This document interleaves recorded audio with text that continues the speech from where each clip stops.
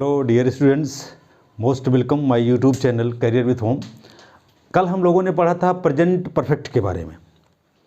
Present perfect के बारे में पढ़ा था। आज हम लोग प्रेजेंट परफेक्ट कंटीन्यूअस टेंस के बारे में पढ़ेंगे। ओके, आपने पढ़ा प्रेजेंट इंडेफिनिट टेंस, आपने पढ़ा प्रेजेंट कंटीन्यूअस टेंस, आपने पढ़ा प्रेजेंट परफेक्ट, और आज हम लोग पढ़ेंगे प्रेजेंट परफेक्ट कंटीन्यूअस टेंस की बात करेंगे। चलिए कम टू द पॉइंट हम लोग चलते हैं। और आपने देखा कि कैसे कैसे कौन से शब्द आते हैं, उसमें हम क्या प्रयोग करते हैं। प्रेजेंट परफेक्ट में आपने देखा सो फार का प्रयोग कर दिया गया, तो वहाँ हम परफेक्ट की बात करेंगे। अब हम लोग प्रेजेंट परफेक्ट कंटीन्यूअस टेंस की बात करेंगे। परफेक्ट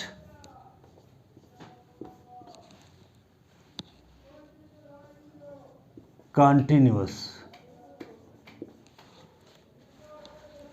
परफेक्ट, रुकिए आप लोगों को नहीं दिख रहा होगा, फिर से और नीचे कर देते हैं।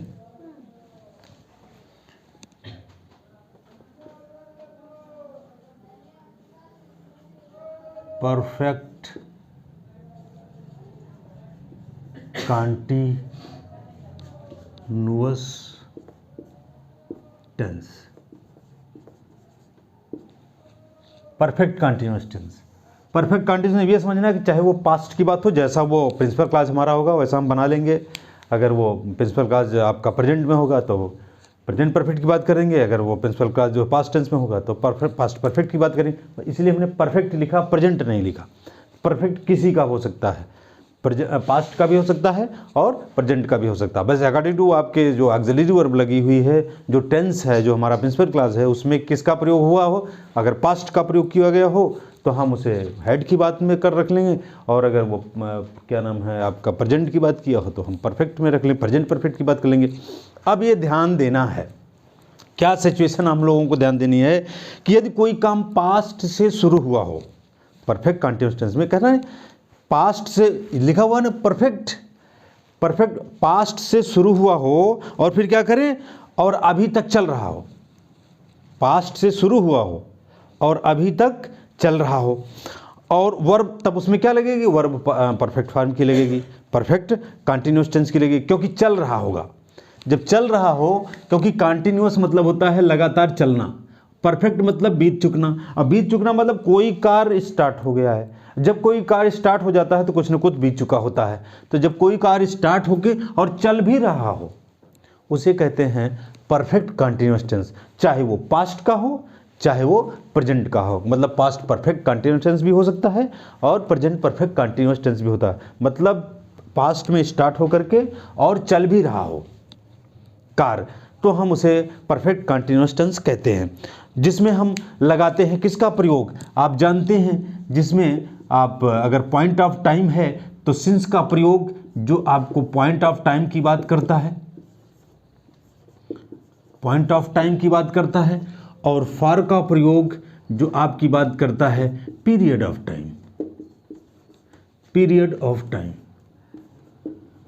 Point of time and period of. अब पॉइंट ऑफ टाइम क्या है, पीरियड ऑफ टाइम है। अगर आपको ये समझना है, नहीं आ रहा है, तो पॉइंट ऑफ टाइम का मतलब होता है बिंदु, समय बिंदु। इसका मतलब है कि हम जहाँ से कार्य स्टार्ट कर रहा हूँ उसके अलावा और कोई भी बिंदु न दिखे, उसे हम कहते हैं समय बिंदु। अर्थात जैसे हम कहें दिन की बात करें तो दिन में जो सुबह, दोपहर, शाम, रात्रि, ये सब क्या होते हैं, ये पॉइंट है। लेकिन जब हम इसे पीरियड की बात करेंगे तो एक दिन की बात करेंगे। जब एक दिन की बात करेंगे तो वहाँ आपका फार का प्रयोग हो जाएगा, मतलब पीरियड ऑफ टाइम का प्रयोग हो जाएगा। और यहाँ आपका जो पॉइंट ऑफ टाइम है, जो सिंस का प्रयोग होता है, ये फिक्स्ड मतलब समय बिंदु, जिसको हम कहते हैं पॉइंट ऑफ टाइम को हिंदी में समय बिंदु, समय बिंदु, और इसको कहते हैं समयावधि, समयावधि। ये ध्यान रखना, क्योंकि इससे भी एक क्वेश्चन आता है कि कहाँ सिंस लगाना है, कहाँ फार लगाना है। जहाँ फार लगाना होगा वहाँ सिंस लगा देगा, और जहाँ सिंस लगाना होगा वहाँ फार लगा देगा। तो दैट इज़ द वे। आप यही समझिए कि अब हम जैसे पॉइंट ऑफ टाइम की बात आई, तो आप आज मैं लिख ही देता हूँ कि पॉइंट ऑफ टाइम के लिए हमें क्या क्या वो हो सकता है।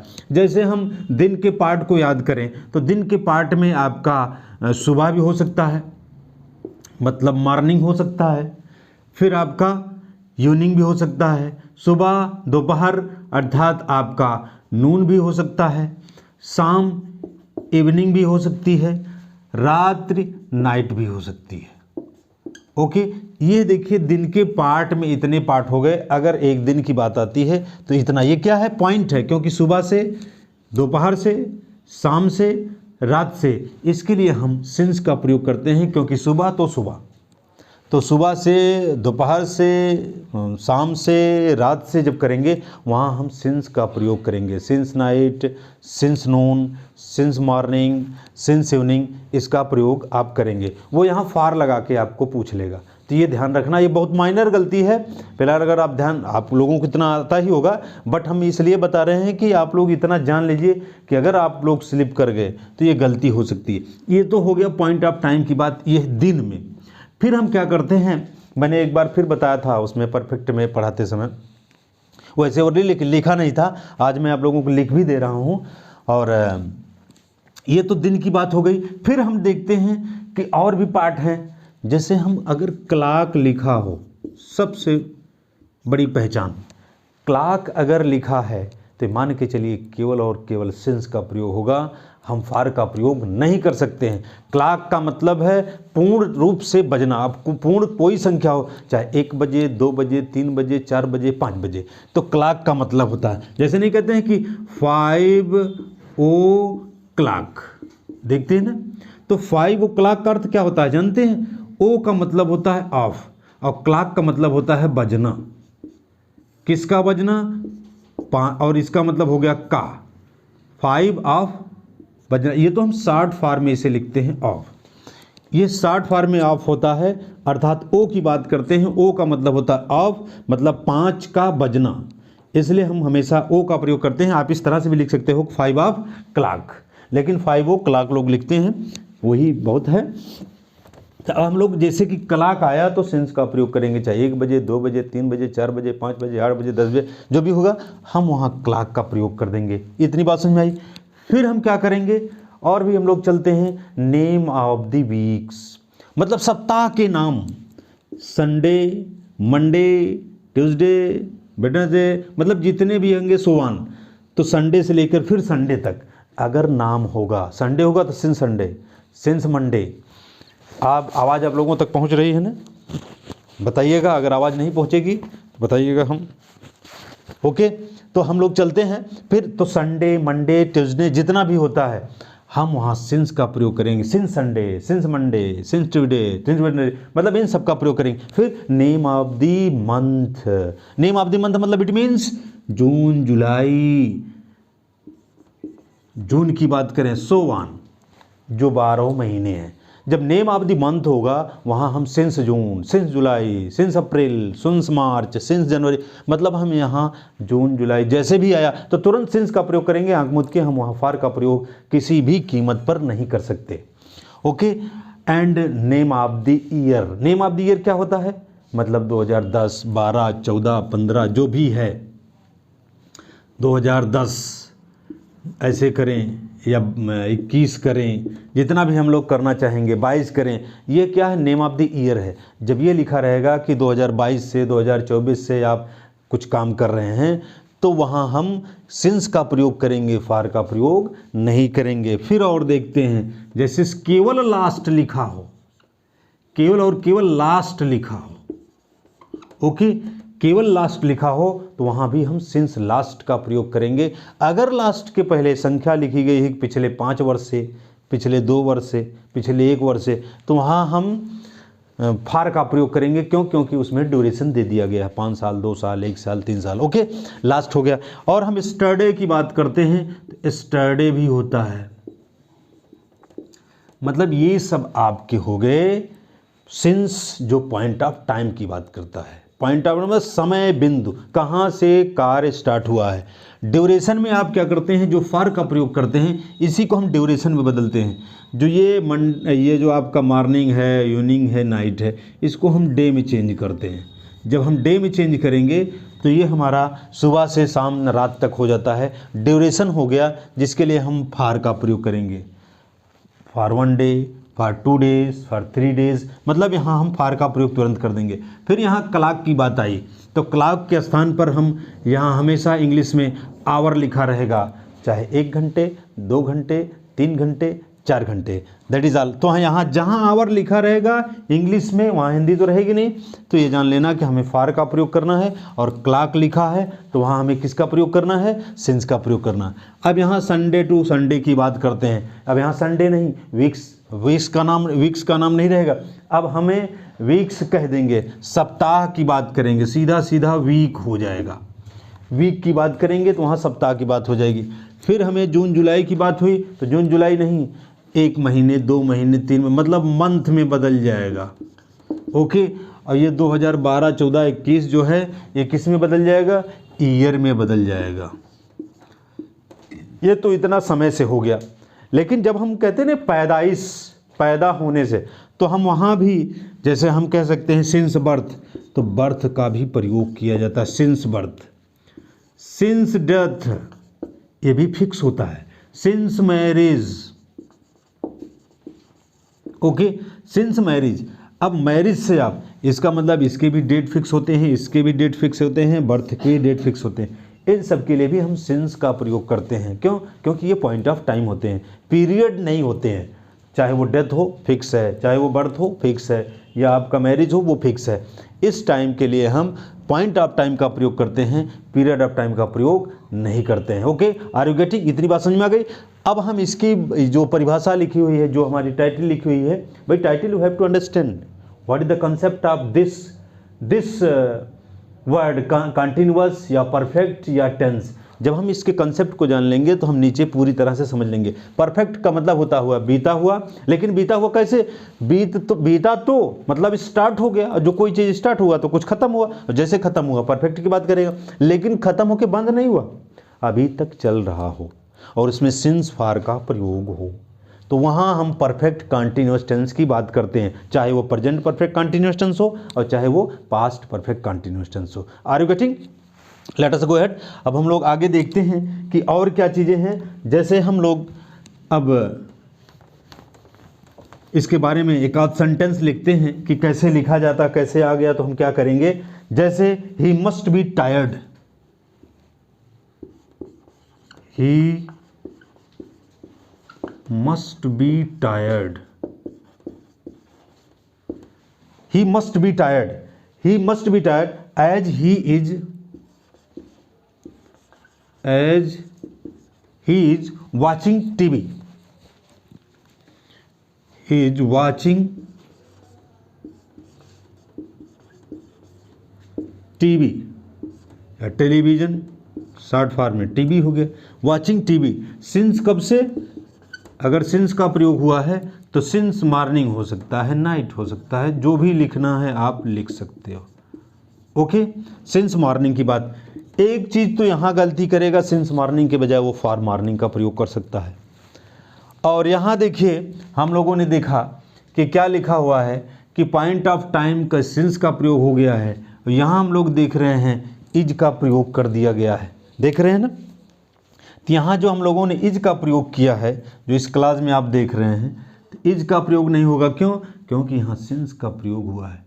और जिसमें सिंस का प्रयोग क्यों ये कह रहा है कि कार, यहाँ नहीं कि कार पास्ट में शुरुआत हो, बंद नहीं, और चल भी रहा हो, वहाँ के लिए हम परफेक्ट की बात करेंगे। और परफेक्ट कंटिन्यूअस टेंस के लिए हम किसका प्रयोग होता है? वहाँ इज का प्रयोग कभी परफेक्ट कंटिन्यूअस टेंस में होता है, लेकिन परफेक्ट कंटिन्यूअस टेंस में हम इज का प्रयोग की बात नहीं करेंगे। वहाँ हम किसका प्रयोग करेंगे? या तो हैज़ बीन हो जाता है, या फिर हैव बीन हो जाता है, या फिर हैड बीन हो जाता है। इतनी बात हम करते हैं। तो हैज़ बीन या हैव बीन या हैड बीन। अब इसमें हम अकॉर्डिंग टू करता you have to use that. अब जैसा करता होगा, जैसा सब्जेक्ट होगा, वैसा हम यूज करेंगे। यहाँ ही का प्रयोग हुआ है तो जाहिर सी बात है कि मस्ट बी टायर्ड, वो निश्चित रूप से कहीं थका हुआ है, अर्थात he must be tired, he must be tired as he. अब इसमें एक वचन है तो he has been he has been watching TV since morning। अब यहाँ एक गलती और कर सकता था, यहाँ सिंस के बजाय वो फॉर का प्रयोग कर सकता था। देखने में भी सेंटेंस लगता था he must be tired as he is watching TV since morning, लेकिन since is the symbol of perfect continuous tense. चाहे जिसका हो परफेक्ट कंटिन्यूअस टेंस, चाहे वो प्रेजेंट परफेक्ट हो, चाहे वो पास्ट परफेक्ट हो, और चाहे फ्यूचर परफेक्ट कंटिन्यूअस टेंस हो, कोई भी होगा वहाँ सिंस और फॉर का प्रयोग it must be use, otherwise वो सेंटेंस हैज़ बिकम रॉन्ग, वहाँ गलत हो जाएगा। तो ये सिंस और फॉर जहाँ भी लगा हुआ है ये एडवर्ब ऑफ टाइम की बात करेगा, वहाँ हमें ज़रूर लगाना होगा कि चाहे वो हैज लगे, चाहे हैव लगे, और चाहे हैड लगे, चाहे विल, फ्यूचर में विल हैव की बात। यहाँ हम लोग सिर्फ पास्ट और परफेक्ट की बात, पास्ट परफेक्ट की बात कर रहे हैं और प्रेजेंट परफेक्ट की बात कर रहे हैं। तो ये बात समझ में आ गई? Are you getting?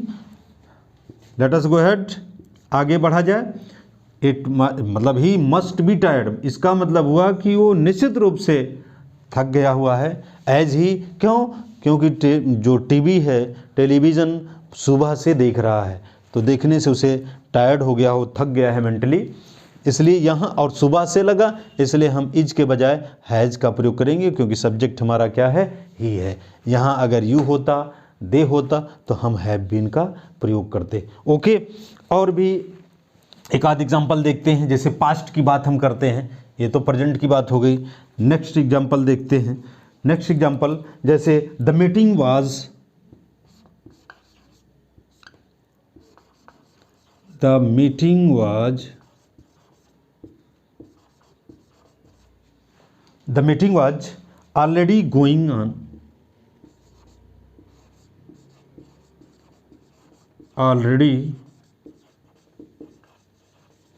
Already going on when I reached there, reached there, when I reached there, इस तरह से प्रयोग हो गया कि the meeting was already going on when I reached there. अब आप देखिए कि कहाँ गलती है। The meeting was already going, यहाँ ऑलरेडी का प्रयोग हो गया है, और आप लोगों को मैंने बताया था ऑलरेडी का मतलब है निश्चित रूप से काम कोई न कोई समाप्त हो चुका है। तो यहाँ हम ये जो वाज का प्रयोग किया गया है देख रहे हैं, तो वाज का प्रयोग नहीं हो पाएगा। क्यों? क्योंकि एक ऑलरेडी है और ऑलरेडी के साथ हम वाज का प्रयोग नहीं कर पाएंगे। ये हमें ध्यान देना है कि द मीटिंग वाज ऑलरेडी जो कह रहा है, जैसे ही शब्द आया, इसको मैंने आपको परफेक्ट में बताया ही था कि ऑलरेडी अगर आ गया है तो या रिसेंटली आ गया है या लेटली आ गया है, तो इन सब के साथ हम परफेक्ट टेंस का प्रयोग करते हैं। यहाँ हम देख रहे हैं वाज का प्रयोग है, इसका मतलब है कि सिंबल ये पास्ट की बात कर रहा है, पास्ट परफेक्ट की बात कर रहा है, प्रेजेंट की बात नहीं कर रहा है। जैसे हम लोगों ने यहाँ ही इज़ किया था, और यहाँ मस्ट भी, ये मस्ट का कोई पास्ट होता नहीं है, प्रेजेंट की ही बात कर रहा था, और यहाँ इज लगा है, तो इसका मतलब हमें अगर इज ना होता, वाज होता, तो हम लोग हैड बीन का प्रयोग करते। यहाँ क्या है, वाज प्रयोग हो गया, तो इस सिंबल हम बता रहा है कि हमें पास्ट टेंस में इस बात को बतानी है। तो ये हो गया कि द मीटिंग, वाज के स्थान पर हम लोग हैड का प्रयोग करेंगे, ना कि हैज़ का। क्योंकि जो है यहाँ वाज है और ये सिंबल बता रहा है कि हम पास्ट टेंस की बात, पास्ट परफेक्ट कंटिन्यूअस टेंस की बात कर रहे हैं। तो the meeting had been going, the meeting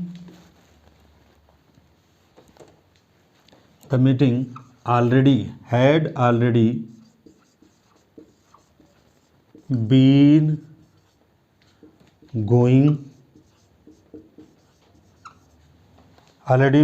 going, on, जारी था जब हम पहुँचे, going on when I reach there, when I reached there. ये अब हमारा सेंटेंस सही हो गया। क्योंकि यहाँ जो है आपका ऑलरेडी का प्रयोग किया गया, और जब ऑलरेडी का प्रयोग किया जाएगा तो निश्चित रूप से हमें हैड का प्रयोग या हैज़ का प्रयोग करना पड़ेगा। हमें परफेक्ट में लाना पड़ेगा, परफेक्शन लाना पड़ेगा, क्योंकि ऑलरेडी का ये सिंबल है कि हमारा काम हो चुका है। और जब काम हो चुका है तो उसके लिए हम वाज का प्रयोग नहीं करेंगे, इज का प्रयोग नहीं करेंगे। Okay, are you getting? इतनी बात समझ में आई कि नहीं आई? तो ये हम देखते हैं कि परफेक्ट कंटिन्यूअस टेंस के लिए कि पास्ट में कोई कार्य स्टार्ट होके और रुका ना हो, अब भी चल रहा हो, और उसमें दो टाइम लगे हों, एक पॉइंट ऑफ टाइम, एक पीरियड ऑफ टाइम। तो जो पॉइंट ऑफ टाइम है उसके लिए हम से के लिए जो आता है वो सिंस का प्रयोग करते हैं, और पीरियड ऑफ टाइम उसके लिए हम फार का प्रयोग करते हैं।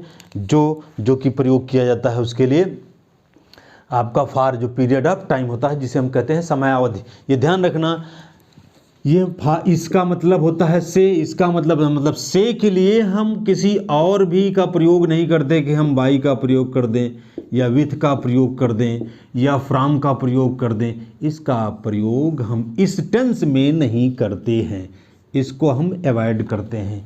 Are you getting? इतनी बात समझ में आ गई? मतलब हम यहाँ इस टेंस में से के लिए फार का प्रयोग और सिंस का प्रयोग करते हैं, ना कि बाई या विथ या फ्रॉम का प्रयोग कर सकते हैं। किसमें? परफेक्ट टेंस में। परफेक्ट में जिसमें सिंस और फार का प्रयोग, परफेक्शन जिसमें हैज, हैव, हैड की बात होगी या विल हैव की बात होगी, उसमें हम इसका प्रयोग नहीं करेंगे। केवल और केवल सिंस और फार का प्रयोग होगा जो से की मीनिंग रखते हैं, ना कि फार मतलब लिए हो गया। तो यहाँ इतनी बात आपको समझ में आई होगी कि प्रेजेंट परफेक्ट कंटिन्यूअस टेंस के लिए कि काम समाप्त हो गया हो, पास्ट में स्टार्ट हुआ हो, और फिर जो है आपका ये कार्य चल भी रहा हो, रुका ना हो, और इसमें आपका पॉइंट ऑफ टाइम या पीरियड ऑफ टाइम लगा हो, उसके लिए हम इसका प्रयोग करते हैं। ओके, अब हम लोग ये इतनी बात समझ में आ गई आज परफेक्ट कंटिन्यूअस टेंस।